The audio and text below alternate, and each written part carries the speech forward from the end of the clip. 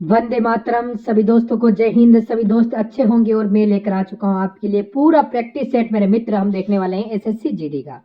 हाँ मेरे दोस्त, एसएससी अगर आप जीडी की तैयारी कर रहे हो 2025 के अंदर, आप चाहते हो कि एसएससी जीडी में आपका सिलेक्शन हो जाए मेरे मित्र, तो ये सेशन आपके लिए मोस्ट इंपॉर्टेंट है। रोजाना इसके साथ जुड़े आप, और एक बार लाइक शेयर सब्सक्राइब कर ले अपने YouTube channel all exam class को। दोस्त, मैं बात करूंगा ऐसे जीडी में 2025 में किस टाइप का पेपर आपसे पूछा जाएगा, यानी एक आपके इंपॉर्टेंट पेपर आपके सामने रोजाना ये आप देखने वाले हो मेरे मित्र। रात को 8 बजे, कितने बजे? रात को 8 बजे रोजाना आपके सामने आ जाता है, और बहुत जल्दी मैं लाइव करने वाला हूँ। और एक बात और इंपॉर्टेंट सेशन आपको बता दूं, मैं इन क्लासों को पूरा देखना है मेरे मित्र, और लाइक शेयर सब्सक्राइब नहीं किया तो कर लेना है। आपके लिए मैंने एक क्वेश्चन पेपर बना रहा हूं मैं, जिसमें 1000 क्वेश्चन आपके हिंदी के होंगे और 1000 क्वेश्चन ही आपके होंगे जीके जीएस के मेरे दोस्त। तो यानी ये भी मैं आपके लिए तैयार कर रहा हूँ पूरा एक पेपर मान के चलिए, आप एक बुक मान के चलिए, जो कोशिश करेंगे हम आपको कि फ्री अवेलेबल करा सके दोस्त, ठीक है ना। वो बिल्कुल ही आपको फ्री मिलेगी, टेंशन लेने की जरूरत नहीं है। उसके लिए आपको लाइक शेयर सब्सक्राइब करके मेरे साथ में जुड़ा रहना है। बहुत जल्दी आपको मैं वो फ्री अवेलेबल करवा दूंगा, ये भी आपके लिए ना। इसमें 1000 क्वेश्चन, जिसमें आपसे 2000 मेरे दोस्त 2021 से लेकर 2024 तक जो क्वेश्चन पूछे गए हैं, वो सारे क्वेश्चन उसमें होंगे, चाहे करंट हो के भी कहीं से भी जो क्वेश्चन बना है, वो सारे क्वेश्चन हम वहां पर देखने वाले हैं। तो सेशन का आज पहला क्वेश्चन आपके सामने, जिसमें हम डिस्कस करेंगे। देखिए और बताइए इसका उत्तर क्या होगा मेरे भाई। और सबसे पहले तो साथियों हिंदी के मैं आपको करवाने वाला हूँ टॉप लेवल के 20 क्वेश्चन। इसमें से आपका स्कोर जो होना चाहिए वो 13 से 14 का तो होना ही होना चाहिए। तो पहला सवाल आपके स्क्रीन पर है कि किस शब्द की वर्तनी शुद्ध है, मुझे बताइए। देखिए, प्रणम कोई शब्द नहीं होता, प्रणाम भी साथियों नहीं होता। प्रस्तव की अगर बात करें या प्रणाम की बात करें, मैं कहूंगा प्रणाम शब्द जो होता है ये बिल्कुल सही लिखा हुआ है, यानी कि ऑप्शन नंबर डी वाले की वर्तनी बिल्कुल शुद्ध है। उसके बाद देखिए कि इनमें से कौन सा शब्द साथियों स्त्रीलिंग है, मुझे बताइए। देखिए, किसी शब्द में अगर कैसी आ जाए तो वो कैसा शब्द हो जाता है, एक स्त्रीलिंग शब्द हो जाता है। तो हाथी कैसा है, पानी कैसा है, आत्मा कैसी है, दही कैसा है। तो मैं कहूंगा आत्मा शब्द जो यहाँ पर है साथियों ये एक स्त्रीलिंग शब्द है। उसके बाद देखिए नेक्स्ट नंबर का सवाल है कि निम्नलिखित शब्दों में से कौन सा शब्द तत्सम है। देखिए, तत्सम शब्द के बारे में आपसे यहाँ पर पूछा जा रहा है। अगर बात करते हैं साथियों कुत्ते की तो ये तद्भव है, और बिल्ली की तो ये तद्भव है, और कुकुर की अगर बात करें तो ये भी तद्भव है। लेकिन कुकुर की अगर बात करते हैं तो साथियों ये आपका एक तत्सम शब्द हो जाएगा। उसके बाद देखिए अनुवाद में उपसर्ग आपसे पूछा जा रहा है। तो यहाँ पर अनुवाद में अनु धन्यवाद इसका संधि विच्छेद होगा। अनु क्या हो जाएगा, ए इसका उपसर्ग हो जाएगा। तो अनु कहाँ पर लिखा हुआ है, ऑप्शन नंबर डी में लिखा हुआ है। अगला सवाल है कि प्रवृत्ति का विलोम क्या होगा, मुझे बताइए। तो जिनका भी आंसर यहाँ पर ऑप्शन नंबर सी है, यानी कि प्रवृत्ति का विलोम निवृत्ति होगा, तो बिल्कुल साथियों प्रवृत्ति का विलोम निवृत्ति ही होता है। अगला सवाल देखिए कि त्रुटि सूचक विराम चिन्ह इसमें से कौन सा। देखिए, तो त्रुटि सूचक विराम चिन्ह नहीं है, ये भी नहीं है, लेकिन जो ऑप्शन नंबर सी में आपको विराम चिन्ह नजर आ रहा है ये एक त्रुटि सूचक विराम चिन्ह है। उसके बाद देखिए सेवक का पर्यायवाची आपसे पूछा जा रहा है साथियों, बताइए। देखिए, पर्यायवाची की अगर बात करें सेवक के, तो इसको भृत्य कहा जाता है। आंसर आपका जाएगा ऑप्शन नंबर ए के साथ। अगला सवाल है कि चपल का साथियों विलोम क्या होगा, मुझे बताइए। चपल की अगर बात करें ना, चपल का विलोम साथियों क्या होगा। देखिए, वाचाल चंचल उद्यमी नहीं कह सकते, गंभीर कह सकते हैं। हाँ भाई, चपल का विलोम क्या हो जाएगा साथियों, गंभीर हो जाएगा। भाई बहुत बढ़िया, वेरी गुड क्लास। सब्ज बाग दिखाना ये मुहावरा एसएससी जीडी में पिछले कई सालों में कई बार पूछा जा चुका है, तो ये इस बार भी आने की पूरी पूरी संभावना है। तो इस क्वेश्चन का राइट आंसर बताइए, लेकिन इसका सही जवाब बताने से पहले आप इस वीडियो को साथियों लाइक कर दीजिए। अगर आप चैनल पर नए हैं तो चैनल को भी तुरंत आप लोग क्या कर लीजिए साथियों, सब्सक्राइब कर लीजिए, क्योंकि मैं आपको अब आने वाले समय में एक ऐसे कंटेंट ऐसे क्वेश्चन साथियों बिल्कुल निशुल्क उपलब्ध कराने वाला हूं, जो आपको आपके एग्जाम में डायरेक्ट देखने को मिलेंगे।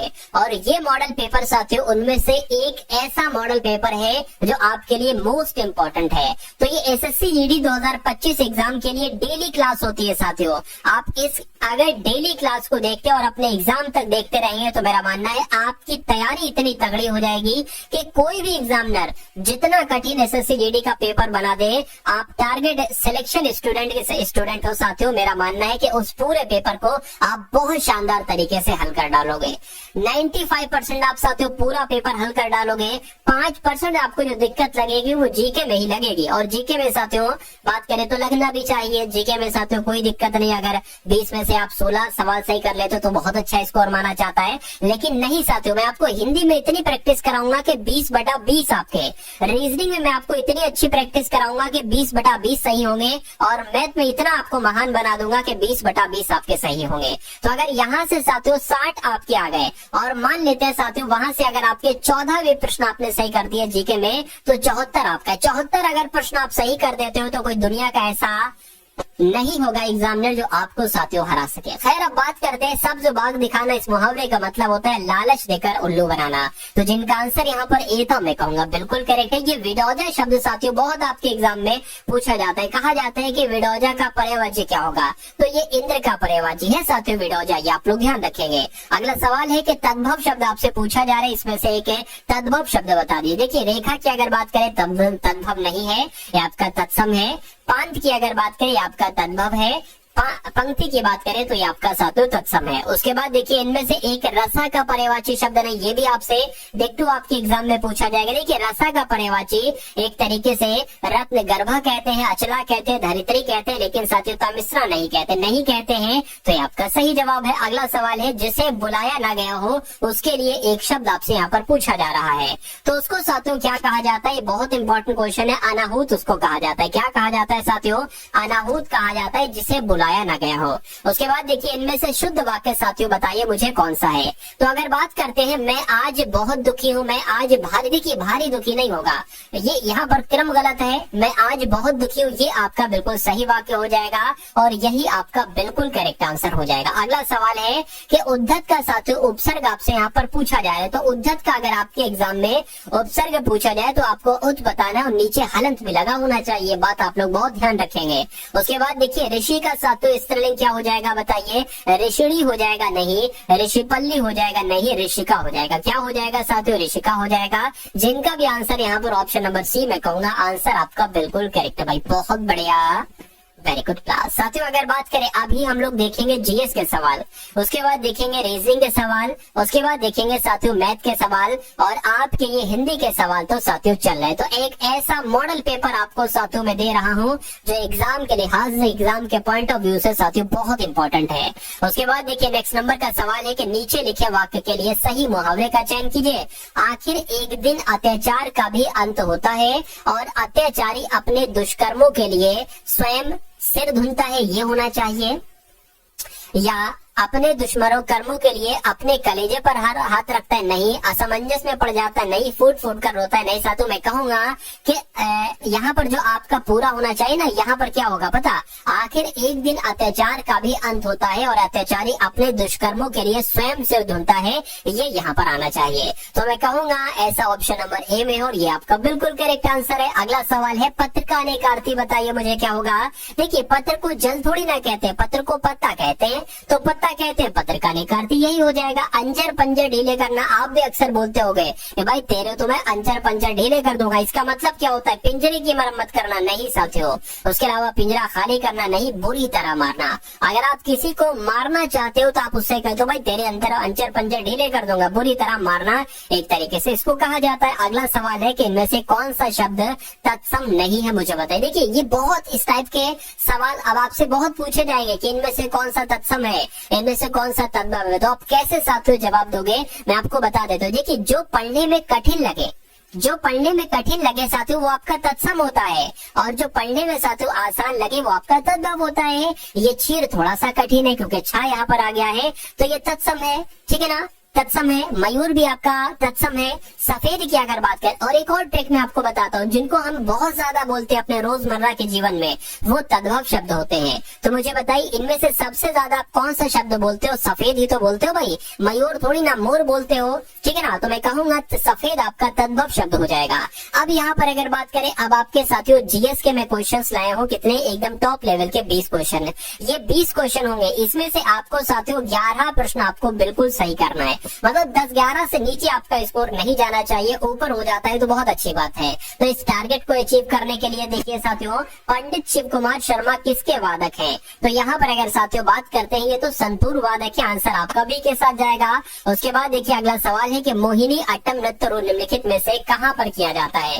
एक ऐसा नृत्य आ जाए जिस किसी नृत्य के अंत में अट्टम लगा हो, तो वो नृत्य कहाँ पर किया जाता है, हमेशा वो नृत्य साथियों केरल में किया जाएगा। ये पॉइंट, ये ट्रिक आप लोग यहाँ पर ध्यान रखेंगे। तो मोहिनी अट्टम नृत्य कहाँ किया जाता है साथियों? केरल में किया जाता है। उसके बाद देखिए नेक्स्ट नंबर का सवाल है आपकी स्क्रीन पर, देखिए मुझे बताइए कि आपका सही जवाब यहाँ पर साथियों किस ऑप्शन के साथ जा सकता है। चलिए देखिए, लिखा हुआ है कि कला यानी कि कौन सी कला का अभ्यास भारतीय उपमहाद्वीपीय के मिथिला क्षेत्र में किया जाता है। तो अगर बात करते हैं साथियों मधुबनी की, तो मधुबनी कला का अभ्यास भारतीय उपमहाद्वीपीय के मिथिला क्षेत्र में किया जाता है। आप लोग ध्यान रखेंगे, एग्जाम में आपसे ये सवाल पूछा जा सकता है। भारत के पिकासो के तौर पर किसे जाना जाता है, यानी कि भारत का पिकासो किसे कहा जाता है? तो मकबूल फिदा हुसैन इनका नाम है, और मकबूल फिदा हुसैन को ही भारत का पिकासो के रूप में जाना जाता है। उसके बाद देखिए किस राज्य में ड्री त्योहार मनाया जाता है? कौन से त्योहार की बात चल रही है साथियों? ड्री त्योहार की यहाँ पर बात चल रही है। आप लोग ध्यान रखेंगे, अरुणाचल प्रदेश में साथियों ये त्योहार मनाया जाता है, जिस त्योहार का नाम क्या है साथियों? ड्री त्योहार इस त्योहार का नाम है, और ये अरुणाचल प्रदेश में मनाया जाता है। उसके बाद देखिए अंतर्राष्ट्रीय अहिंसा दिवस निम्नलिखित में से किस दिन मनाया जाता है, मुझे बताइए। तो अगर आपके एग्जाम में ये सवाल आ जाए तो अंतर्राष्ट्रीय अहिंसा दिवस तो साथियों 2 अक्टूबर को मनाया जाता है।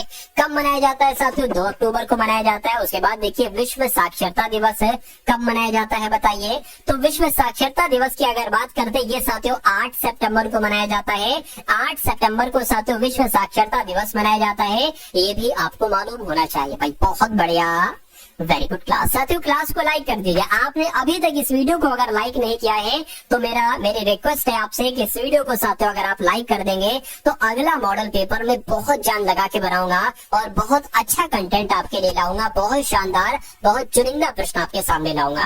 तो आपसे गुजारिश है कि इस वीडियो को लाइक कर दीजिए। लाइक करने से होता कुछ नहीं है, सिर्फ मेरा मोटिवेशन बढ़ जाता है, और जब मेरा मोटिवेशन बढ़ेगा तभी तो मैं आपके लिए अच्छे से काम कर पाऊंगा और एनर्जी से काम कर पाऊंगा और मेहनत से काम कर पाऊंगा, ठीक है ना। तो वीडियो को लाइक कर दीजिए साथियों। देखिए हिंद स्वराज ये एक पुस्तक है और ये एग्जाम में सैकड़ों बार साथियों पूछी जा चुकी है कि हिंद स्वराज नाम की पुस्तक किसकी पुस्तक है? तो ये महात्मा गांधी की पुस्तक है। महात्मा गांधी जी ने ही साथियों लिखी थी हिंद स्वराज नामक ये पुस्तक।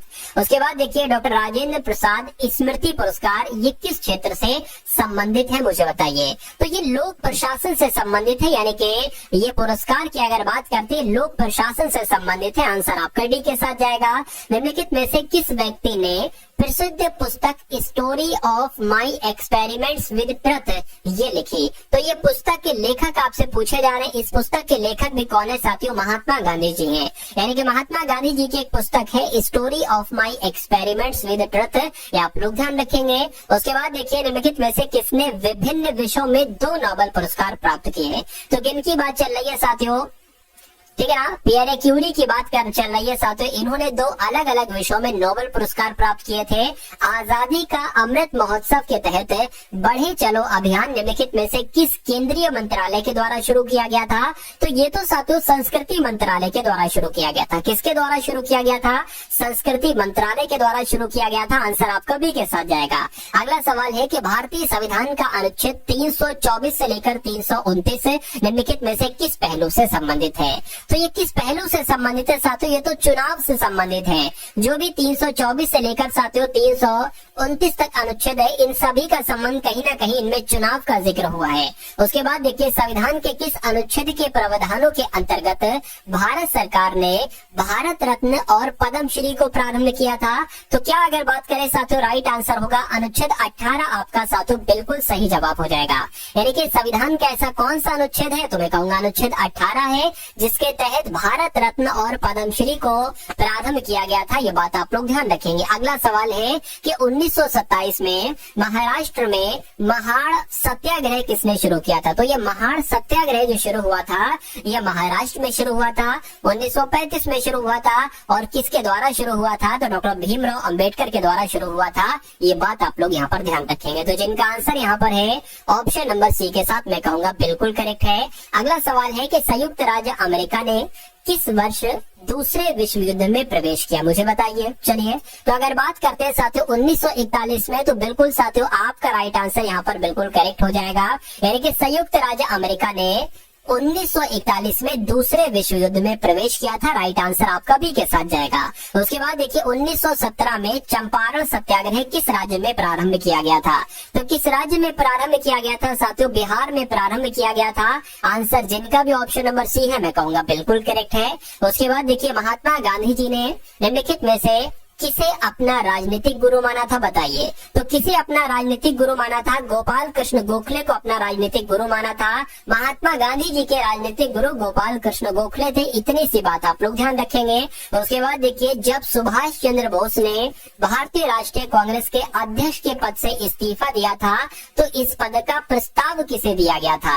तो किसे दिया गया था साथियों? डॉक्टर राजेंद्र प्रसाद को दिया गया था। ये आप लोग ध्यान रखेंगे। सही जवाब अगर आपका है ऑप्शन नंबर सी तो मैं कहूंगा आप का आंसर बिल्कुल करेक्ट है। उसके बाद देखिए वह मार्ग कौन सा है जो भारतीय राज्य सिक्किम को चीन के तिब्बतीय स्वायत्त क्षेत्र से जोड़ता है और प्राचीन सिल्क रोड की एक प्रशाखा का हिस्सा बनता है? तो किसकी बात चल रही है साथियों? नाथुला दर्रा की बात चल रही है। ये आप लोग ध्यान रखेंगे। आंसर आपका जाएगा ऑप्शन नंबर बी के साथ। भाई बहुत बढ़िया, वेरी गुड क्लास। उसके बाद देखिए अगला सवाल है। यहाँ पर अब अगर बात करें आपके सामने साथियों रीजनिंग के क्वेश्चंस होंगे। आपने हिंदी के सवाल देखे, आपने साथियों सामान्य ज्ञान के सवाल देखे। अब आप यहाँ पर देखेंगे रीजनिंग के एकदम टॉप लेवल के क्वेश्चन और उसके बाद साथियों मैथ के क्वेश्चन देखेंगे। देखिए पहला सवाल आपके स्क्रीन पर है कि दिए गए संयोजन के सही दर्पण प्रतिबिंब का चयन कीजिए जबकि दर्पण को इसकी दाईं ओर रखा गया है, यानी कि दर्पण को यहाँ पर रखा गया है। अगर दर्पण यहाँ पर रखा गया है तो ये FR4PW5 ये दर्पण में कैसे दिखेंगे? मैं आपको साथियों समझा देता हूँ। देखिए मान लीजिए दर्पण है, अगर दर्पण में ये ए रखा है, दर्पण में ए को देखना है तो ए जैसा है वैसा ही दिखेगा। लेकिन अगर बात करते हैं बी दर्पण में आप देखेंगे तो बी कैसा दिखेगा? बी ऐसा दिखेगा साथियों, ठीक है ना। तो उम्मीद करता हूँ आप समझ चुके होंगे जो मैं आपसे कहना चाह रहा था। अब हम लोग बढ़ते हैं साथियों इस सवाल की तरफ। देखिए अब एक पॉइंट ये भी आप लोग ध्यान रखेंगे, जो सबसे अंत में होता है ना वो दर्पण में सबसे पहले दिखता है। इसका मुंह किस तरफ है? दाईं तरफ है। इसका मुंह साथियों किस तरफ हो जाएगा? बाईं तरफ हो जाएगा। ऐसे करके W जैसा है वैसा ही दिखाई देगा। P का मुंह दाईं तरफ है साथियों, बाईं तरफ हो जाएगा। 4 का मुंह बाईं तरफ है साथियों, किस तरफ हो जाएगा? दाईं तरफ हो जाएगा। उसके बाद R का मुंह दाईं तरफ है, किस तरफ हो जाएगा साथियों? बाईं तरफ हो जाएगा। F का मुंह दाईं तरफ है, कैसा हो जाएगा? बाईं तरफ हो जाएगा। तो अगर बात करते हैं साथियों ऐसा आपको कहां पर नजर आ रहा है बताइए साथियों? हाँ ये तो साथियों दर्पण है, इसको ना जोड़िएगा। ऐसा कहां पर साथियों आपको नजर आ रहा है मुझे बताइए। तो अगर बात करते हैं ऐसा तो आपको ऑप्शन नंबर डी में नजर आ रहा होगा। तो मैं कह सकता हूं कि इस क्वेश्चन का राइट आंसर अगर आपका है ऑप्शन नंबर डी तो मैं कहूंगा बिल्कुल करेक्ट है। अगला सवाल है आपकी स्क्रीन पर। देखिए यहाँ पर अगर बात करें जैसे 77 से यहाँ पर 11 बना दिया गया है वैसे ही 259 से यहाँ पर क्या बनाया जा सकता है मुझे बताइए। देखिए एक सिंपल सा लॉजिक यहाँ पर आपको नजर आ रहा होगा। वो लॉजिक ये है कि भैया 77 को अगर हम 7 से भाग दे देते हैं तो 11 आ जाता है। तो क्या इसको भी साथियों 7 से भाग दे? देख लेते एक बार 7 से भाग करके। 7 तिया कितना हो जाएगा? 21 हो जाएगा। 4 बचेगा, ये आपका 49 हो जाएगा। 7 7 49 तो 37 यहाँ पर आया। अब आपको इतना देखना है कि 37 ऑप्शन में है, बिल्कुल ऑप्शन में है। तो ऑप्शन में है तो मैं कह सकता हूँ जैसे 77 से 11 बनाया वैसे ही 259 से मैंने 37 बना दिया। आंसर जिनका भी बी है मैं कहूंगा आंसर आपका बिल्कुल करेक्ट है। अगला सवाल है साथियों आपकी स्क्रीन पर देखिए, यानी कि सी बी का भाई है। तो अगर बात करते हैं साथियों बी आपका ये हो गया। बी का भाई कौन है साथियों? बी का भाई सी है, यानी कि सी जो है ना ये पुरुष है, ठीक है, क्योंकि कह रहे भाई बी का भाई सी है, इतनी बात आपको ध्यान रखो। उसके बाद कह रहे डी ई के दादा या नाना है। उसके बाद कह रहे डी की बहू बी है। तो डी की बहू कौन है साथियों? डी की बहू बी है, यानी कि मैं कह सकता हूँ देखिए अब यहाँ पर अगर बात करें डी की बहू, डी ये हो गई। अच्छा डी की बहू बी होगी, कैसे होगी? डी का कोई बेटा होगा, डी का कोई बेटा होगा, उस बेटे की शादी बी से हुई होगी तभी तो डी की बहू बी हो सकती है। यानी कि ये दोनों आपस में पति पत्नी है और ये इनकी माँ है और बी का भाई तो सी है, ये मैं आपको बता चुका हूँ। अच्छा उसके बाद कह रहे हैं कि ए ई का पिता है। ए जो है ना ये ई का, अच्छा यहाँ पर एक चीज देखिए आप लोग, डी ई के दादा है, ठीक है ना, दादा या नाना है। अब अगर मान लीजिए साथियों ये डी है, ये उसका बेटा है। अच्छा बेटे का बेटा एक तरीके से यहाँ पर क्या बताया गया है? ई बताया गया। कहा गया है कि ई के दादा कौन है? ई के दादा डी है। अरे भाई ई के पिताजी, पिताजी के पिताजी ही तो दादा होंगे, इतनी सी बात आपको मालूम पड़ गई। अब यहाँ पर कह रहे हैं कि ए जो है ना ये ई के पिता है, यानी कि इस ई के पिता कौन है? इस ई के पिता ए है। यानी कि डी का बेटा ए है। कहा जा रहा है ना ई के पिता ए, तो ई का पिता ए हो गया। ये दोनों आपस में पति पत्नी है और ये ठीक है ना इनका भाई है। उसके बाद कह रहे कि सी का ई से क्या संबंध है, कि अब यहाँ पर अगर बात करें, अब कई सारे लोग यही नहीं बता पाते हैं सी का ई से क्या संबंध है। वो कभी कभी सी का ई उल्टा कर देते। तो आपको कुछ नहीं, आपको देखना है जहां पर से लिखा हुआ है उससे पहले जो लेटर आया है, आपको ये देखना है कि ये बंदा क्या कहेगा इसको, यानी कि ये ई क्या कहेगा साथों इसको, ये ई क्या कहेगा इसको। ये तो इसकी माता है बी, माता का भाई है, तो आपकी माता का भाई कौन होगा, आपका मामा ही तो होगा। तो मैं कह सकता हूँ सी का ई से क्या संबंध है, मामा का संबंध है, तो मामा आपका बिल्कुल करेक्ट आंसर हो जाएगा। तो जिनका आंसर यहाँ पर डी है, मैं कहूंगा आपका आंसर बिल्कुल करेक्ट है। अगला सवाल है आपके स्क्रीन पर, देखिए मुझे बताइए कि आपका सही जवाब यहाँ पर साथियों किस ऑप्शन के साथ जाएगा। चलिए, एक निश्चित कूट भाषा में SINGER को क्या लिखा जाता है, TKROUX लिखा जाता है। कह कि उसी कूट भाषा में ROOKIEO क्या लिखा जा सकता है। देखिए यहाँ पर अगर बात करें, ये होता है 719 पर, I होता है 9 पर, N होता है 14 पर, G होता है 7 पर, E होता है 5 पर, R होता है 18 पर। उसी प्रकार यहाँ पर अगर बात करें, T होता है 20 पर, K 11 पर होता है, R 18 पर होता है, O 15 पर होता है और U 21 पर और ये होता है आपका 24 पर। अब देखिए ये 19 से 20 हुआ है, यानी कि 2 बड़ा है, 2 नहीं 1 बड़ा है।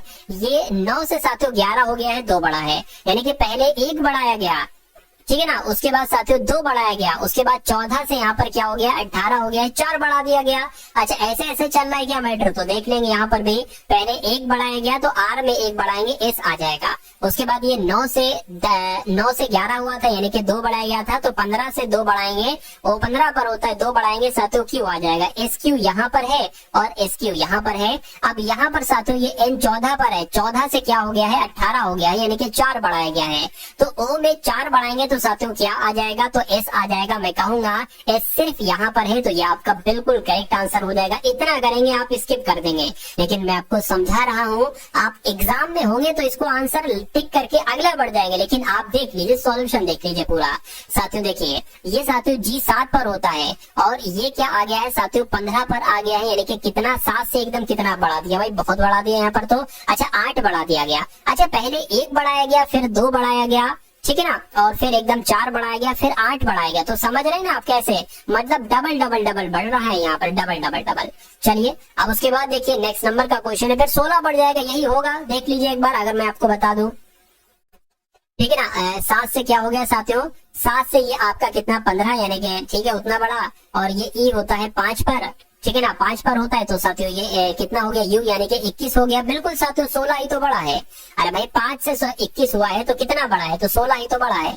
उसके बाद देखिए अगले नंबर का सवाल है कि नेफ्रोलॉजिस्ट का गुर्दे से वही संबंध है जो कार्डियोलॉजिस्ट का हृदय से है, फेफड़े से है, पित्ताशय से है, अग्नि से है। देखिए गुर्दे के डॉक्टर को एक तरीके से साथियों नेफ्रोलॉजिस्ट कहा जाता है, जो गुर्दे का इलाज करता है।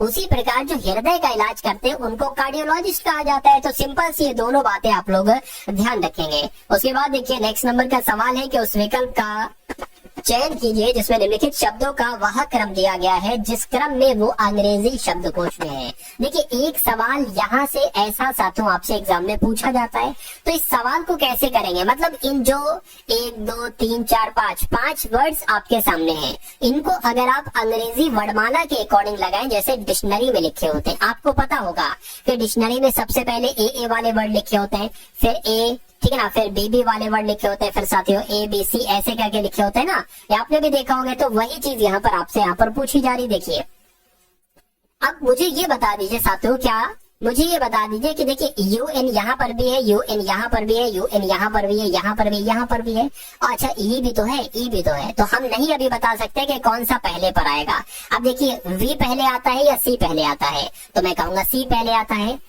अब X तो पहले आएगा नहीं, M पहले आता है, तो पहले आपका 2 आएगा, फिर ये M वाला आ जाएगा, यानी कि 5 आ जाएगा, तो ये भी हो गया, ये भी हो गया। अब देखिए अब X पहले आता है या V पहले आता है, तो मैं कहूंगा V पहले आता है, यानी कि 1 आ जाएगा। अब इसमें से देखिए साथियों X भी यहाँ पर भी, X भी यहाँ पर भी है, लेकिन पहले N नहीं आता है, E आता है। तो अब साथियों 4 आएगा और उसके बाद आपका 3 आएगा, यानी कि 25 से 143 कहाँ पर लिखा हुआ है, आपका ऑप्शन नंबर C में लिखा हुआ है। तो ये क्या होगा, यही आपका बिल्कुल करेक्ट आंसर हो जाता है भाई। बहुत बढ़िया, वेरी गुड क्लास।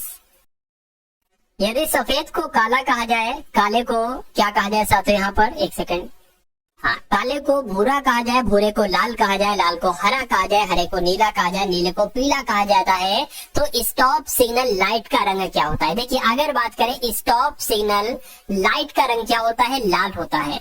तो यहाँ पर आप ये देखिए कि लाल को क्या कहा गया है, लाल को हरा कहा गया है। तो आपका आंसर जो होगा वो लाल नहीं होगा, हरा होगा।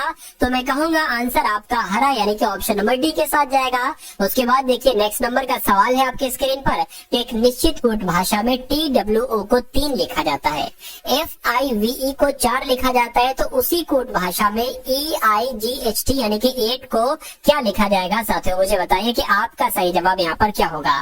7 लिखा जाएगा, 9 लिखा जाएगा, 5 लिखा जाएगा या 8 लिखा जाएगा? देखिए सिंपल सा एक लॉजिक यहाँ पर बनता है, वो आपको लगाना है। 3 लेटर है तो 3 लिख दिया गया, 4 लेटर है तो 4 लिख दिया गया, 1 2 3 4 5 लेटर है तो 5 लिख दिया जाएगा। 5 आपका आंसर हो जाएगा, जिनका आंसर यहाँ पर ऑप्शन नंबर सी है, मैं कहूंगा बिल्कुल करेक्ट है। अगला सवाल है कि जिस प्रकार प्रिंटर का संबंध हार्डवेयर से है, अब जैसे कि प्रिंटर की बात करें ना तो ये हार्डवेयर है, ठीक है ना। अब जैसे कि अगर साथियों बात करें माउस हो गया यहाँ पर, ठीक है ना, माउस हो गया या कीबोर्ड हो गया, ये सब हार्डवेयर है। तो उसी प्रकार वेब ब्राउजर क्या है, वेब ब्राउजर साथियों क्या होता है आपको मालूम होना चाहिए, ये एक सॉफ्टवेयर होता है। तो आंसर आपका किस ऑप्शन के साथ जाएगा, ऑप्शन नंबर डी के साथ जाएगा। अगला सवाल है आपके स्क्रीन पर, थोड़ा सा दिक्कत आपको लग रही होगी इस पिक्चर में, कोई दिक्कत नहीं, मैं आपको समझा दूंगा। यहाँ पर कह रहे हैं दिए गए उस वेन आरेख का चयन करें जो निम्नलिखित वर्गों के बीच संबंध को सर्वोत्तम ढंग से दर्शाता है। यहाँ पर जी जो है ना, जी ये लड़कियां यानी कि गर्ल्स, बॉयज की बात करें तो बी जो है ना वो लड़के हैं, और एस यानी कि स्टूडेंट बोले तो छात्र हैं। अब देखिए छात्र के अंतर्गत ही तो स्टूडेंट भी आ जाएंगे, और मतलब छात्र के अंतर्गत लड़के भी आ जाएंगे, लड़कियां भी आ जाएंगी। क्या ऐसा हो सकता है कि जितने भी लड़के हैं वो सब छात्र हो? नहीं भाई, कुछ छात्र नहीं होते हैं और कुछ लड़कियां भी ऐसी होती हैं जो वो छात्र नहीं होती। यहाँ पर अगर बात करें, देखिए बॉयज कह रहे हैं कि बॉयज के अंदर लड़कियां आ जाएंगी, कैसे भाई बॉयज के अंदर गर्ल्स कैसे आएंगी, तो ये गलत हो जाएगा। यहाँ पर कहा गया है कि बॉयज के अंदर गर्ल्स आ जाएंगे, कैसे? अरे भाई सभी क्या सभी गर्ल्स एक तरीके से बॉयज थोड़ी ना हो सकती हैं, बॉयज अलग होते हैं, गर्ल्स अलग होती हैं, तो ये भी नहीं हो सकता आंसर। यहाँ पर अगर बात करें साथियों स्टूडेंट यानी कि छात्र, तो सभी स्टूडेंट में तो गर्ल्स आ जाएंगे, लेकिन कहने के बॉयज कुछ ही आएंगे।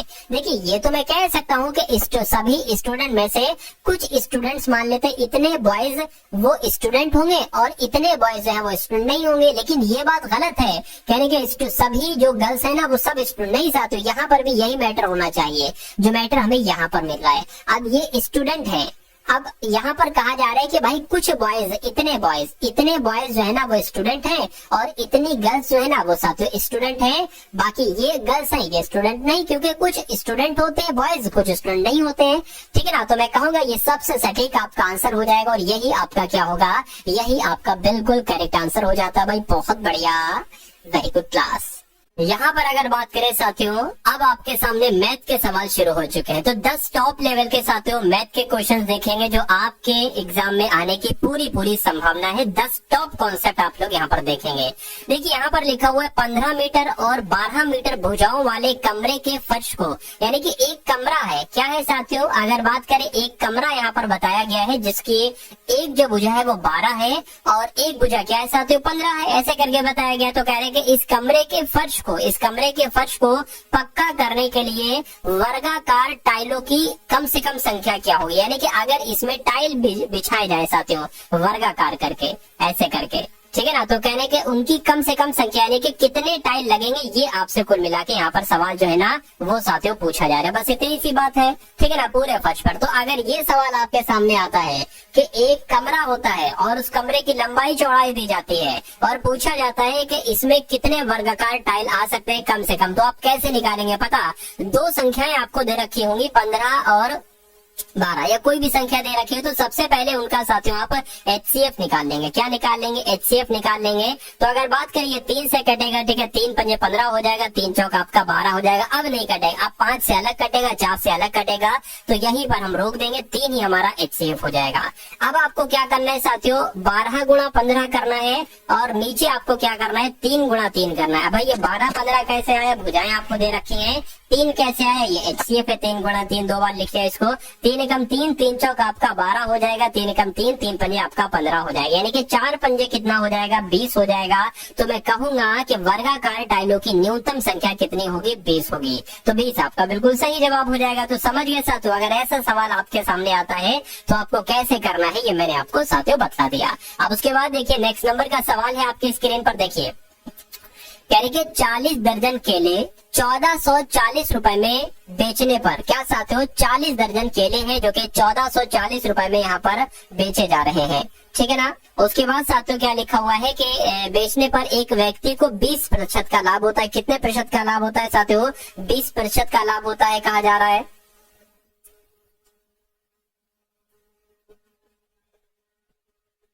हाँ, उसके बाद लिखा है 30% का लाभ प्राप्त करने के लिए उसे 20 दर्जन केले कितने में बेचने होंगे। देखिए ये बहुत टॉप लेवल का साथियों क्वेश्चन है, ये बहुत टॉप लेवल का क्वेश्चन है। तो क्या क्या साथियों यहाँ पर कहा जा रहा है उसको एक बार आप लोग देख लीजिए। कह रहे कि 40 दर्जन केले 1440 रुपए में अगर बेच रहे हैं, तो अगर हम ये मानकर चले कि एक दर्जन केले कितने रुपए में बेचे जा रहे हैं, तो साथियों 1440 की 40 से भाग कराना होगी।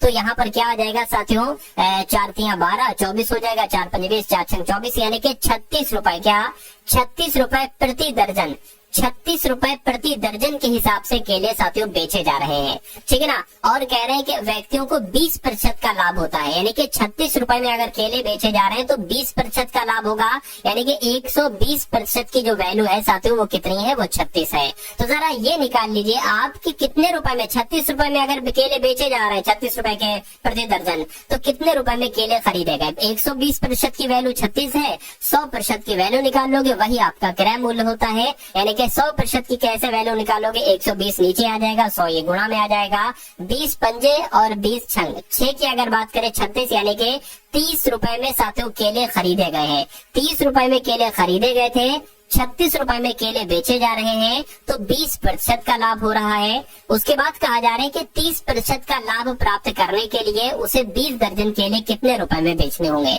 अब देखिए 30 रुपए में केले खरीदे हैं, कहेंगे अब 30% का लाभ चाहिए है, यानी कि 30 का 130% निकाल दो, 130% निकाल दो, इससे ये कैंसिल हो गया, 13 तिया कितना हो जाएगा, 39 हो जाएगा। यानी कि 30 रुपए में केले खरीदे गए थे, 39 रुपए में केले अगर बेचेंगे तो कितने का प्रॉफिट होगा, 30% का प्रॉफिट होगा। अब यहाँ पर अगर बात करें, यहाँ पर अब हमें ये तो पता चल गया कि अगर हम 39 रुपए प्रति दर्जन के हिसाब से केले बेचते हैं तो हमें 30% का प्रॉफिट होता है। लेकिन ये कह रहे हैं कि तो 20 दर्जन केले कितने रुपए में बेचे जाएंगे, अरे भाई 39 रुपए में बेच रहे हैं, 20 दर्जन केले कितने में बेचे जाएंगे साथियों, 39 दूना कितने होते हैं, 78, जीरो लग गया, तो मैं कह सकता हूँ 20 दर्जन केले 780 रुपए में बेचे जाएंगे। यह आपका बिल्कुल सही जवाब हो जाएगा। जिनका भी आंसर यहाँ पर डी, मैं कहूंगा आंसर आपका बिल्कुल करेक्ट है भाई, बहुत बढ़िया, वेरी गुड क्लास। चलिए उसके बाद अगर बात करते हैं नेक्स्ट नंबर के सवाल की, देखिए ये सभी के सभी मैथ के टॉप कॉन्सेप्ट हैं, यानी कि वो कॉन्सेप्ट है जो आपके एग्जाम में आपको डायरेक्ट देखने को मिलेंगे, ठीक है ना। अब यहाँ पर अगर बात करें, कहने कि एक वस्तु को 254.38 रुपए में बेचने पर 10.6% का लाभ होता है। यदि इसे 224.25 में बेचा जाता है तो हानि होगी या लाभ होगा, क्या होगा मुझे बताइए। देखिए ये पॉइंट में है ना, ये सब संख्याएं पॉइंट में, तो ये क्वेश्चन थोड़ा सा डिफिकल्ट बन जाता है, कैलकुलेशन में थोड़ी सी दिक्कत होती है। लेकिन अगर एग्जामिनर को आसान बनाना होता है इसी प्रश्न को, तो वो साथियों बिना पॉइंट के दे देता है। लेकिन अगर पॉइंट में आपका आ जाता है तो आप कैसे कर सकते हैं। देखिए एक वस्तु को अगर 254.38 पे बेचा जाता है तो 10.6% का लाभ होता है, यानी कि 110.6% की वैल्यू कितनी दे रखी है, 254.38 दे रखी है। अगर हम बात करें 100% की कैसे वैल्यू निकालेंगे, तो 100% की कैसे वैल्यू निकालोगे, 254.38 बटे 110.6 आ जाएगा, ठीक है ना। और यहाँ पर आपका क्या आ जाएगा, गुणा आ जाएगा। अब इसको अगर कैलकुलेट कराए साथियों, देखिए ये पॉइंट हटाया हमने, नीचे साथियों 2 जीरो बढ़ा लीजिए, ये पॉइंट हटाया हमने साथियों, नीचे आप ऊपर आपका 1 जीरो बढ़ गए। अब इस 100 से ये 100 कैंसिल हो जाएगा, आपके सामने क्या आ जाएगा, आपके सामने आ जाएगा 25,438, 25,438 और 1 जीरो लगा लीजिए, और नीचे आपका क्या आ जाएगा साथियों, 1106 आ जाएगा। क्या आ जाएगा, 1106 आ जाएगा। अब इसको आपको कैलकुलेट कराना है। जब आप इसको कैलकुलेट कराओगे तो आपके सामने साथियों क्या निकल कर आएगा, आपके सामने क्रय मूल्य निकल कर आएगा, यानी कि अगर किसी वस्तु को 254 में बेचा जाता है तो 10.6% का लाभ होता है, तो उसका क्रय मूल्य कितना था, ठीक है ना। क्रय मूल्य आपके सामने, और जब क्रय मूल्य आपके सामने आ जाएगा और विक्रय मूल्य आपको दे रखा है, तो आप बहुत आराम से साथियों क्या बता सकते हो, लाभ बता सकते हो। चलिए अब साथियों हमारे सामने एक बड़ा चैलेंज ये है कि इस नंबर को काटना है। ये नंबर कैसे कटेगा ये मैं आपको साथियों समझाता हूँ। देखिए अगर ये साथियों कितना है, ये क्या कुछ एक्स्ट्रा यहाँ पर हो गया है, एक सेकेंड, हाँ नहीं वो तो सब कुछ सही है साथियों। अब इन सबको साथियों हटा देता हूँ और इसको सिर्फ आपको क्या करना है, इसको आपको सिर्फ सॉल्व करना है। देखिए इसको हटा दिया, इसको हटा दिया। अब देखिए अब पता आप साथियों ट्रिक से कैसे करेंगे, इसकी अगर भाग की बात करते हैं तो ट्रिक से कैसे करेंगे। ये है 1106 है और ये है तकरीबन साथियों कितना, एक तरीके से अगर बात करें, देखिए इसकी अगर साथियों भाग करें हम, 11 दुना कितने होते हैं, 11 दुना साथियों होते हैं 22, और ये कितना है, ये है 25। तो हमें साथियों थोड़ा सा बढ़ाना होगा, यानी कि अगर हम साथियों लगभग 1106 की गुणा 23 से करते हैं तो देखिए कितना आता है, 6 आपका 18 हो जाएगा, ठीक है ना। 6 आपका 18 हो गया। और एक तरीके से अगर बात करते हैं यहाँ पर 3 एकम 3 हो जाएगा, 2 छंग आपका 12 हो जाएगा, और 2 एकम 2 हो जाएगा। इसको कैलकुलेट कीजिए साथियों, 3 आ गया, 4 आ गया, 5 आ गया, 2 आ गया, देखिए वही आ गया 2,54,25,438 और 25,438 आ गया। यानी कि मैं कह सकता हूँ इसको जब हम कट करेंगे तो यहाँ पर 23 आएगा, 0 लगा, 0 बढ़ जाएगा। यानी कि अब मेरे एक बात ये समझ में आ चुकी है, इतनी सारी मेहनत करके, इतनी सारी कैलकुलेशन करके 230 आया है। और ये 230 पता क्या है, ये साथियों क्रय मूल्य है, कॉस्ट प्राइस है 230 रुपए, यानी कि 254 रुपए में बेचने पर 10% का लाभ हो रहा था। तो हमें ये निकालना था कि भैया जो है वो क्रय मूल्य क्या है। तो अब क्रय मूल्य आपके सामने आ चुका है, यानी कि खरीदा है आपने 230 रुपए में, और अब कह रहे हैं कि इसे 224 में बेचा जाता है, तो लाभ बताइए। तो अगर साथियों यहाँ पर अगर बात करें, देखिए ठीक है ना, अब अगर साथियों बात करें 230 में से अगर हम माइनस करें 224.25 माइनस करें तो तकरीबन 5.75 निकल कर आएगा। इतने का प्रॉफिट हुआ है, ठीक है ना। इतने का प्रॉफिट नहीं हुआ है साथियों, हानि हुई है। अरे भी खरीदा 230 का, बेच रहे 224 कुछ का, तो हानि तो हुई है। कितने की हानि हुई है, 5.75 की हानि हुई है। लेकिन यहाँ पर अगर बात करें, इसको आपको प्रतिशत में बदल कर बताना है, तो प्रतिशत में बदलने के लिए 100 से गुणा कराते हैं और नीचे क्रय मूल्य आ जाता है, यानी कि 230 आ जाएगा। ये पॉइंट आपका हटेगा, नीचे 2 0 बढ़ जाएंगे, इस 100 से ये 100 आपका कैंसिल हो जाएगा। अब देखिए अब इसको कैसे, आप देखिए इतना तो तय है कि हुआ क्या है, हुआ हानि है, ठीक है ना। तो लाभ नहीं हो सकता, लाभ नहीं हो सकता, या तो 5% की हानि होगी या 2.5% की हानि होगी। अब अगर बात करें 230, ये तकरीबन 2.5% ये तो है, ये 5 गुना थोड़ी ना है साथियों, ये 2.5 है। तो मैं कहूंगा हानि आपकी जो होगी वो 2.5% होगी। और ऐसा कहाँ पर लिखा हुआ है, ऐसा आपका ऑप्शन नंबर ए में लिखा हुआ। देखिए सवाल थोड़ा सा लेंथी हो गया, लेकिन कोई दिक्कत नहीं। अगर ये सवाल आता है और आप इस सवाल को कर जाते हैं तो मेरा मानना है कि हजारों हजार इसको छोड़ कर आएंगे, और वही हजारों हजार लड़के लड़कियां आपसे पीछे हो जाएंगे और आप उनको पछाड़ दोगे एक तरीके से। तो वो कॉन्सेप्ट जो थोड़े से कठिन है वो तो बहुत इंपॉर्टेंट होते हैं, ठीक है ना। देखिए अब निम्नलिखित व्यंजक का मान बताइए, यानी कि यहाँ पर आपके सामने एक साथियों सिंप्लीफिकेशन का क्वेश्चन है, आपको बताने की इसमें से साथियों इसको कैसे आप कैलकुलेट करेंगे। देखिए और बताइए कि यहाँ पर सही जवाब आपका यहाँ पर साथियों कैसे क्या हो सकता है, बताइए। देखिए यहाँ पर अगर बात करें, अगर कहीं पर ऑफ लिखा होगा तो उसको आप सबसे पहले सॉल्व करेंगे, इसका मतलब होता है गुणा। उसके बाद आप सॉल्व करेंगे भाग को, और उसके बाद आप सॉल्व करेंगे गुणा को। इतनी बात आप लोग ध्यान रखेंगे, ठीक है ना। अब देखिए यहाँ पर आ जाइए, 3 गुणा 4 भाग 3 और ऑफ। अब यहाँ पर ऑफ आ गया, देखिए ये तो है ना साथियों, ये तो आपका 3 चौक है। सबसे पहले अगर बात करें 3 गुणा 24 आ गया, 3 गुणा 24 आ गया आपका, और ये साथियों भाग कितना आ जाएगा, 3 चौक 12 आपका आ जाएगा। पहले आप इसको सॉल्व करेंगे, तो इसको अगर साथियों सॉल्व करेंगे कितना हो जाएगा आपका, 4 तिया 24 तिया कितना हो जाएगा, 72 हो जाएगा, ठीक है ना। 72 हो जाएगा, 72 और भाग ये साथियों ऊपर 12 आ जाएगा। अब अगर बात करें साथियों ये क्या आ जाएगा, ये आपका माइनस आ गया ना, ठीक है, और आपका 3 आ गया, भाग 2 आ जाएगा यहाँ पर, ठीक है। अब गुणा अगर बात करेंगे, ये 3 में से 4 जाएगा तो माइनस का क्या आ जाएगा, माइनस का 1 आ जाएगा, साथियों। उसके बाद साथियों गुणा 2 प्लस 6 अब यहाँ पर देखिए साथियों, ये आपने 6 लिख दिया, ये आपने साथियों भाग कर दिया और इसकी गुणा हो जाएगी 4 तिया 12, यानी कि यहाँ पर 12 आ गया। तो 6/12 लिख ले, बिल्कुल साथियों 6/12 लिख लेते, थोड़ा सा आसान हमारे लिए हो जाएगा। देखिए 6/12 यहाँ पर आ गया, 6/12 मैंने इसको यहाँ पर लिख दिया। अब इसको आप कैलकुलेट करा लिया, 12 पंजे 60, 12 छंग 72, यानी कि 1/6 आ गया। और इसकी अगर बात करें साथियों, यहाँ पर अगर बात देखिए, इस 2 से ये 2 कैंसिल हो जाएगा बिल्कुल। यहाँ पर माइनस का 3 गुणा इसका, ये क्या हो जाएगा साथियों, एक तरीके से माइनस से माइनस कैंसिल हो जाएगा, प्लस आपका 3 हो जाएगा और प्लस आपका क्या हो जाएगा, 6 कम 6, 6 दूना 12, यानी कि 1/2 हो जाएगा। अब इसको अगले स्टेप में कैसे आप सॉल्व करेंगे, 3 प्लस 1/6 प्लस 1/2 हो जाएगा। इसको आप साथियों सॉल्व कर लीजिए। देखिए कैसे सॉल्व करेंगे, इसकी सिर्फ बात कर रहे हैं अभी हम। 2 एकम 2, 6 कम 6 कितना हो जाएगा, 8, 8 कितना हो जाएगा, 12 हो जाएगा। इसको अगर कट करें 4 आ जाएगा, 6 आ जाएगा और कट करें 2 आ जाएगा, 3 आ जाएगा, यानी कि 3/1 और 2/3, ये वाला 3 मैंने यहाँ पर लिखा है। अब इसको साथियों कैलकुलेट करा लीजिए, क्या आ जाएगा, नीचे 3 आ जाएगा, ऊपर क्या आ जाएगा, 3 तिया 9 प्लस आपका 2 आ जाएगा, यानी कि 11/3 आ जाएगा।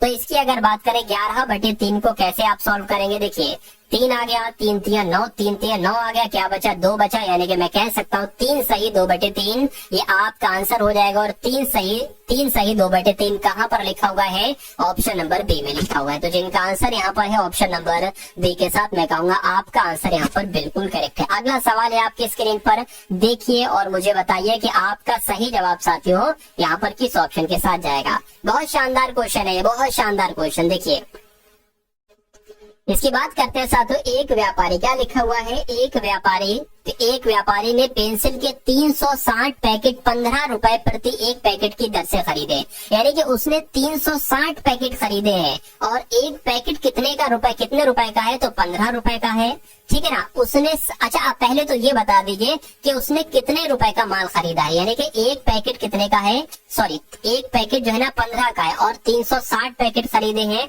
तो मैं कह सकता हूँ ये इसका क्या हो जाएगा, क्रय मूल्य हो जाएगा। तो इसकी जरा आप गुणा ही करा लीजिए, 36 की गुणा 15 से करा लीजिए, 6 पंजे आपका 30 हो जाएगा, 5 तिया 15 और 3 18 हो जाएगा और यहाँ पर 36 आ जाएगा। ये 0 आ गया, ये कितना आ गया, 14 आ गया, ये क्या आ गया साथियों 520, यानी कि जो आपका क्रय मूल्य निकलेगा वो 520 निकलेगा, 540 निकलेगा। और ये 0 नहीं लगाया था, 0 लगा लीजिए, यानी कि आपने जो सामान खरीदा है वो 5400 रुपए का खरीदा है। अब एक काम करिए, इसको आप हटा दीजिए, इसको आपने क्या किया, इसको आपने हटा दिया। चलिए, यानी कि 15 रुपए की दर से आपने 360 पैकेट खरीदे हैं 5400 रुपए के, और उसमें से कह रहे हैं कि उसने 60% पैकेट जो है ना वो 18 रुपए प्रति पैकेट की दर से बेचे हैं। अब टोटल की अगर बात करें 360 पैकेट थे टोटल, उसने क्या किया, उसने 360 के 60% पैकेट देखिए कितने के होंगे, 60% पैकेट कितने होंगे, देखिए जरा इन 2 0 से ये 2 0 कैंसिल हो जाएंगे, 36 की 6 से गुणा कराए। देखिए बहुत आराम से समझिएगा आप लोग, 18 और 21 हो जाएगा, यानी कि मैं कह सकता हूँ उसने 210 पैकेट, क्या सॉरी 216 पैकेट जो है ना कितने रुपए की दर से बेच दिए। इसको मैं हटा देता हूँ, इसको मैं साथियों यहाँ पर से हटा देता हूँ। 216 आपका आया है, ध्यान रखिएगा 216 यहाँ पर आया है, यानी कि 216 पैकेट उसने जो है, कह रहे हैं ना टोटल पैकेट के 360 पैकेट का 60% निकाला, 216 आया। इसने 216 पैकेटों को 18 रुपए की दर से बेचा है, यानी कि एक पैकेट 18 रुपए में बेचा है, और कह रहे हैं कि प्रति पैकेट की दर से, और शेष पैकेट उसने 20 रुपए प्रति पैकेट की दर से बेचा है। शेष पैकेट कितने बचे, टोटल 360 पैकेट थे, उसमें से 216 पैकेट तो ये वाले 18 के हिसाब से बेच दिए गए, 216। अब बचे कितने साथियों देख लीजिए, यहाँ पर कितने बचे साथियों, 4 आ जाएगा, या आपका कितना हो जाएगा 35 हो जाएगा, यानी कि 19 हो जाएगा, ठीक है ना। 19 नहीं साथियों 14 हो जाएगा, यानी कि 144 यहाँ पर आ जाएगा। क्या आ जाएगा साथियों, 144 यहाँ पर आपका आ जाएगा। तो ये आपके 144 पैकेट बचे हैं। अब मैं कह सकता हूँ 216 पैकेट तो उसने 18 की दर से बेचे, लेकिन 144 पैकेट उसने कितने रुपए में बेचे, एक पैकेट 20 रुपए का बेचा। तो कह रहे कि इस व्यापार में उसका लाभ कितना होगा। खरीदो थे उसने 5400 रुपए में खरीदे थे। अब यहाँ पर अगर बात करें, अब साथियों 216 की 18 से गुणा करा लीजिए, ठीक है ना। 216 की जब आप गुणा 18 से कराएंगे तो आपके पास साथियों कितना आ जाएगा, आपके पास 216 की गुणा 18 से कराएंगे, आपके पास यहाँ पर आ जाएगा 3888 कितना आ जाएगा 3888 आपके पास आ गया, प्लस 144 की गुणा साथियों 144 की गुणा आप अगर 20 से करेंगे तो 2880 आ जाएगा, 2880 आ जाएगा। अब आप अगर इन दोनों को साथियों जोड़ देंगे तो इन दोनों को जोड़ने पर आपके पास क्या आ जाएगा, देखिए 6768 आ जाएगा। क्या आ जाएगा 6768 आपके पास आ गया। यानी कि मैं कह सकता हूं कि आपने पूरे पैकेट 5400 रुपए के खरीदे थे और आपने बेचे कितने के 6768 रुपए में बेचे हैं। तो मैं कह सकता हूं कि इनको घटा लो, आपको मालूम पड़ जाएगा कि लाभ कितना हुआ है। ठीक है ना। तो लाभ की अगर बात करें साथियों 6768 में से अगर हम घटाएंगे क्या 6768 में से अगर हम 5400 यहाँ पर घटाएंगे तो आपके सामने साथियों क्या बचेगा, देखिए ठीक है ना। आपके सामने क्या बचेगा साथियों 8 6 और 3 और 1 यानी कि 1368 आपके सामने बचा। तो आपको कितने का प्रॉफिट हुआ 1368 का आपको प्रॉफिट हुआ।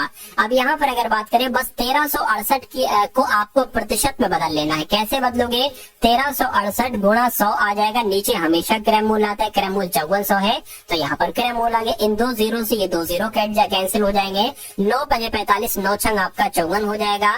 9 एकम 9 4 जाएगा 46 हो जाएगा। 9 पंजे 45 1 जाएगा 9 दूना 18 हो जाएगा।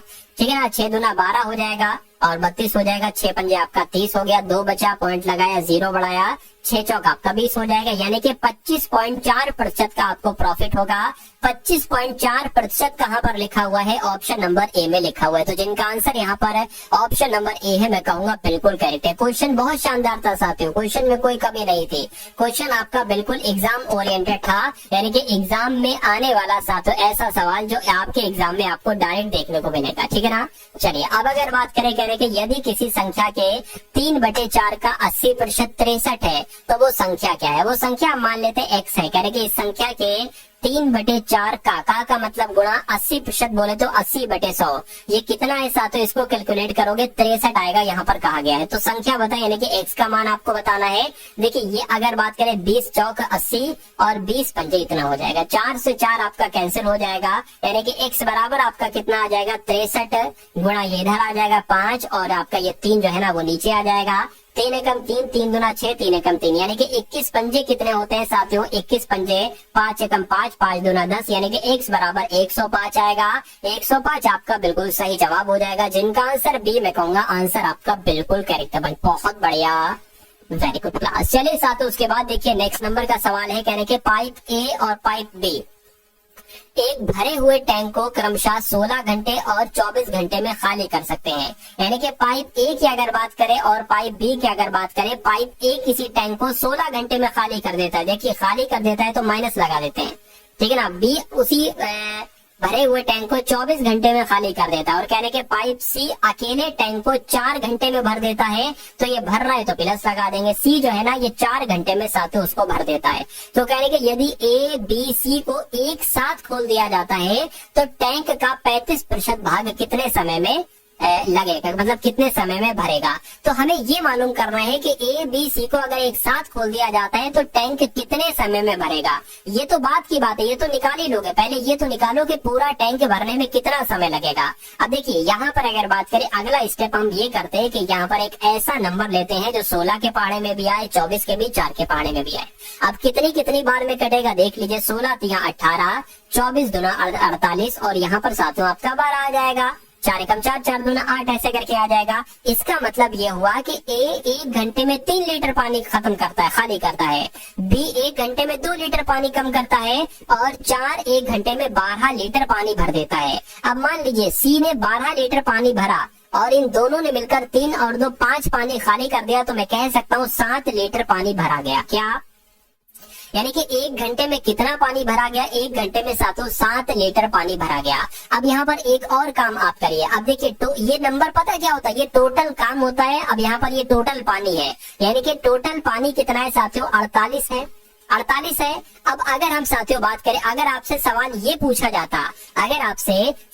पूछा जाता कि इस पूरे पानी को भरने में कितना समय लगेगा, तो 48/7 घंटे का साथियों समय लगेगा। इसको आप कैलकुलेट कर लेंगे, 49 होता तो 7 7 49 मतलब 6 पॉइंट कुछ करके आता, 6.8 घंटे करके कुछ आंसर आएगा। लेकिन आपसे ये नहीं पूछा गया है, आपसे पूछा गया है कि इस टोटल काम का, टोटल पानी का 35% भरना है। तो साथियों हम क्या करेंगे यहाँ पर अगर बात करें, देखिए यहाँ पर अगर बात करें साथियों 48% का, सबसे पहले तो हम क्या निकालेंगे, 35% निकालेंगे। अब हमें ये पता क्या प्राप्त हो गया, टैंक का यानी कि 48 का 35% भाग भरने में कितना समय लगेगा, और 1 घंटे में 7 लीटर भर रहा है, तो इसको भी हमने 7 ही में लिख दिया। अब देखिए 7 एकम 7, 7 पंजे आपका 35 हो जाएगा, 5 एकम 5, 5 दूना 10, 0 लग गया। अब 48/20 आपका आंसर आ गया, यानी कि 48/20 घंटे का समय लगेगा। अब इसको और कैलकुलेट करिए साथियों, देखिए 2 से कट करेंगे नीचे 10 आ जाएगा और ऊपर 24 आ जाएगा, और कट करेंगे 12 आ जाएगा, नीचे आपका 5 आ जाएगा, और अगर कट करेंगे देखिए साथियों 5 और 12 है ना, 5 कम 5, 5 दूना 10 हो जाएगा, 2 बचेगा, यहाँ आ जाएगा। यानी कि मैं कह सकता हूँ 2 सही 2/5 घंटे का समय लगेगा। और ऐसा कहाँ पर लिखा हुआ है, 2 सही 2/5 घंटे का समय पूरे टैंक को भरने में नहीं लगेगा, टैंक का 35% भाग भरने में लगेगा। तो जिनका आंसर यहाँ पर है ऑप्शन नंबर बी के साथ, मैं कहूंगा आंसर आपका साथियों बिल्कुल करेक्ट है।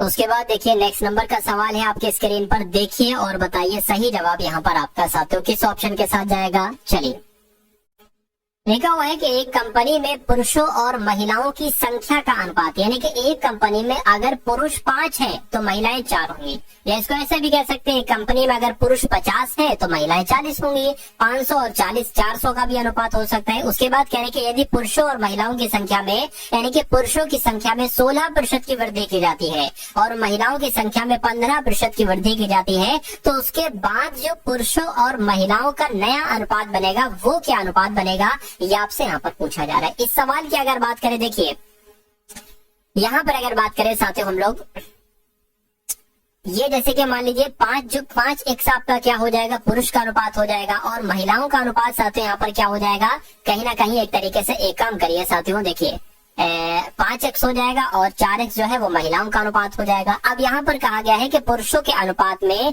यानी कि 5x में 16% की वृद्धि की गई है, तो ये क्या हो जाएगा साथियों 116% हो जाएगा, ठीक है। और अब यहाँ पर अगर बात करें महिलाओं की संख्या में जो कि 4x है, इसमें साथियों 15% की वृद्धि की गई है, तो 115 आ जाएगा, बिल्कुल आ जाएगा बिल्कुल। अब देखिए 100 से ये 100 आपका कैंसिल हो जाएगा, इसको हम ऐसे भी लिख सकते हैं 5x गुणा 116 बटे 4x गुणा 115 ऐसे भी लिख सकते हैं। अब इसको कट करें, देखिए इस x से ये x आपका कैंसिल हो गया, इसे 5 की अगर बात करें तो 5 दूना कितना हो जाएगा 10 हो जाएगा, 15 हो जाएगा, ये 1 जाएगा, 5 3 आपका 15 हो जाएगा। 4 से अगर कट करें 4 दूना 8 हो जाएगा, 3 जाएगा 36 हो जाएगा, 4 नीम आपका 36 हो जाएगा, ठीक है। और ये किसका किसका एक तरीके से अनुपात आ रहा था, आप लोगों को भी साथियों मालूम होगा, ये आपका साथियों मेल का अनुपात था, ये आपका फीमेल का अनुपात था, ठीक है ना।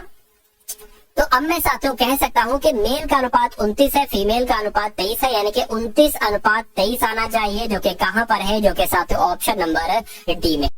उसके बाद देखिए नेक्स्ट नंबर का सवाल है आपके स्क्रीन पर कि 7500 रुपए के अंकित मूल्य पर, यानी कि एक वस्तु है उसका अंकित मूल्य कितना लिखा हुआ है, 7500 रुपए लिखा हुआ है। कहने की एक वस्तु यानी कि 7500 रुपए के अंकित मूल्य वाली एक वस्तु को 2 क्रमागत छूटें दी गई हैं, जिनमें से पहली 10% है और दूसरी भी कुछ होगी 10, 20, 30 कुछ भी हो सकती है, ठीक है ना। अच्छा इसमें सही होगी, कहने के और इसे दोनों छूटे देने के बाद इसको 5805 रुपए में बेचा जाता है, तो दूसरी छूट आपको बताना है कितनी है। अब देखिए यहाँ पर साथियों अगर बात करें हम लोग कि यहाँ पर कैसे हो सकता है, इसको इसके 2 तरीके, एक तो ऑप्शन से भी आप कर सकते हैं, बिना ऑप्शन से भी आप कर सकते हैं। बिना ऑप्शन के करिए थोड़ा सा, देखिए 7500 रुपए की अगर बात करें, इस पर जो पहली छूट दी गई वो मान के लीजिए लिखा हुआ 10% की दी गई। अगर 10% की दी गई यानी कि इसको 7500 रुपए को 90% में बेचा गया, अगर 20% लिखा होता तो साथ यहाँ पर 80/100 आ जाता। उसके बाद कहा जा रहा है कि इसको दूसरी भी छूट दी गई है। अब पता क्या होता है, देखिए 10% की छूट दी गई है, तो इसको हमने ऐसे लिखा 100 - 10% बटे 100। अब ये क्या हो जाएगा साथियों, 90 हो जाएगा ना। तो ये 90 बटे क्या आ गया आपका 100 आ गया। तो ये वही तो 90 बटे 100 लिखा हुआ है। अब मान लेते दूसरी छूट क्या है, दूसरी छूट आपकी x% है। तो इसको हम कैसे लिखेंगे, 100 माइनस x बटे 100 ऐसे ही तो लिखेंगे, बिल्कुल लिखेंगे। तो आप कह रहे हैं कि 7500 रुपए पर अगर दो छूटें दी गई, पहली छूट और दूसरी छूट, तो इसका मूल्य कितना हो जाता है, 5805 रुपए हो जाता है। तो कह रहे हैं कि दूसरी छूट क्या है, दूसरी छूट x है, तो x% का मान आपसे यहाँ पर पूछा जा रहा है। देखिए इन दो जीरो से अगर बात करें ना, इन दो जीरो से आपके ये दो जीरो कैंसिल हो जाएंगे। अब एक काम करिए, आप काम ये करिए, क्या काम करिए साथियों, यहाँ पर आप लोग आप काम ये करिए कि 75 की गुणा 9 से करा लीजिए। 75 की गुणा 9 से आप कराएंगे, 9 पंजे 45 हो जाएगा। सातवीं में आपका 63, 64, 65, 66, 67, यानी कि यहाँ पर कितना आ गया, 675 आ गया। अब 675 आ गया और जीरो लगा था तो ये जीरो लग जाएगा, ठीक है ना, जीरो लग जाएगा, बिल्कुल लग जाएगा। उसके बाद साथियों यहाँ पर अगर बात करें गुणा 100 माइनस x बटे क्या आ जाएगा साथियों, 100 आ जाएगा। और बराबर एक तरीके से क्या आ जाएगा, बराबर एक तरीके से 5805 आ जाएगा। अब एक काम करिए, देखिए इस 100 की गुणा साथियों इससे हो जाएगी, यानी कि ये 100 यहाँ पर आ गया और इसको ये 100 यहाँ से हट जाएगा, ये 100 यहाँ से हट चुका है। अब अगर बात करें अगला स्टेप क्या होगा, ये 6750 जो है ना, ये 6750 साथियों यहाँ पर आ जाए, क्योंकि जगह कम है ना तो मुझे ऐसे करना पड़ रहा है, अगले स्टेप वहीं पर लिखना पड़ रही है। अब इतनी बात आपको समझ में आ गई। अब इसको थोड़ा सा आप क्या करा लीजिए, आप थोड़ा सा कैलकुलेट करा लीजिए। जीरो से ये जीरो कैंसिल हो जाएगा, 5 से अगर इसको कट करते हैं तो 5 से कम 5 हो जाएगा, 5 तिया 15 हो जाएगा, 5 पंजे 25 हो जाएगा। इसको अगर कट करें साथियों 5 से कम 5 हो जाएगा, 5 से कम 5 हो जाएगा, 3 जाएगा 30 हो जाएगा, 5 छंग 30 हो जाएगा, 5 से कम 5 हो जाएगा, ठीक है ना। अच्छा एक जीरो लगा है ना, ठीक है, तो जब जीरो लगा है तो अब जीरो यहाँ पर बढ़ा लीजिए। अब साथियों दोबारा से अगर आप इसको कट करेंगे तो कितना आ जाएगा, 5 एकम 5, 5 दूना 10 आ जाएगा, 5 सत्ते आपका 35 आ जाएगा। इसको कट करेंगे तो 5 दूना 10 आ जाएगा, 5 तिया 15 आ जाएगा, 5 दूना 10, 5 दूना 10 आ जाएगा। इतनी बात साथियों आपको समझ में आई, ठीक है ना। अब अगर साथियों यहाँ पर हम लोग बात करते हैं, देखिए अब ये काम कीजिए, इसको 3 से कट कीजिए। इसको 3 से जब आप साथियों कट करेंगे, थोड़ी सी जगह मैं आपके लिए यहाँ पर बना लेता हूँ। देखिए 3 से अगर कट करेंगे तो 3 नीम आपका कितना हो जाएगा, 27 हो जाएगा। इसको अगर कट करेंगे 3 सत्ते 21 और आपका क्या हो जाएगा, 3 सत्ते 21 हो जाएगा, 2 जाएगा 22 हो जाएगा, 3 सत्ते 21 और 3 चौक 12 हो जाएगा। इसको अगर कट करें साथियों 9 एकम 9, 9 अट्ठे आपका 72 हो जाएगा, 9 ये तो 77 है ना, 9 अट्ठे 72 हो जाएगा, 72 73 74 75 76 77 यानी कि 5 जाएगा तो ये 54 हो जाएगा, ठीक है। 9 पंजे 45, 9 छंग आपका 54 हो जाएगा। यानी कि मैं कह सकता हूँ कि दूसरी छूट कितनी निकली है, 86% निकली है, ठीक है ना। तो ये तो x का मान निकला है। अब साथियों पता क्या करेंगे, आप 100 माइनस x आप करेंगे, जैसे कि यहाँ पर अगर बात करें, ठीक है ना। अब 100 माइनस x यानी कि 100 आ गया, माइनस आपका क्या आ जाएगा, 86 आ जाएगा। तो ये कितना बचेगा, ये 14% बचेगा। तो आपका आंसर जो जाएगा वो 14% के साथ जाएगा। और जिनका आंसर यहाँ पर 14% है तो मैं कहूंगा आपका आंसर यहाँ पर बिल्कुल करेक्ट है भाई, बहुत बढ़िया, very good very good class. तो ये क्लास आपको साथियों कैसे लगी, आपने इसमें हिंदी के सवाल देखे, सामान्य ज्ञान प्लस करंट अफेयर के सवाल देखे, उसके अलावा साथियों यहाँ पर आपने रीजनिंग देखी, आपने मैथ देखी, साथियों सब कुछ देखा आपने जो जो पेपर में आपके आता है। और मेरा मानना है कि अगर आपकी तैयारी 20 होगी तो अब 21 हो गई होगी। इसीलिए साथियों एक एक सीढ़ी करके आपको सिलेक्शन लेना है। मान लीजिए साथियों, मान लीजिए 25 सीढ़ियां हैं, हर एक मॉडल पेपर से आप अगर एक एक सीढ़ी चढ़ रहे हो तो इस प्रकार की 25 वीडियो से आप 25 की 25 सीढ़ी चढ़